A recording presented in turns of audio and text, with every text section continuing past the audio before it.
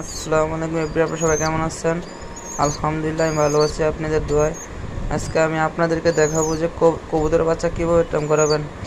প্রথমে আমি বলতেছি আপনারা 7 হইতে 8 দিনের বাকি 10 দিনে একটা বাচ্চা নেবেন, নিয়ে আপনারা হাতে খাবার নিয়ে কবুতরকে প্রতিনিয়ত এভাবে খাওয়াবেন। প্রতিদিন আস্তে আস্তে খাইতে খাইতে দেখেন দেখেন দেখেন দেখেন হাতে আদা নিয়ে এভাবে কবুতরের মুখে দেবেন, সে খাইবে। দেখেন কীভাবে আমি খাইতেই দেখেন। মাশাল্লাহ, আমি কিছুদিন খাওয়ার পরে আমার বাচ্চা কিছুটা টাইম হয়েছে। এই যে একটা দেখেন।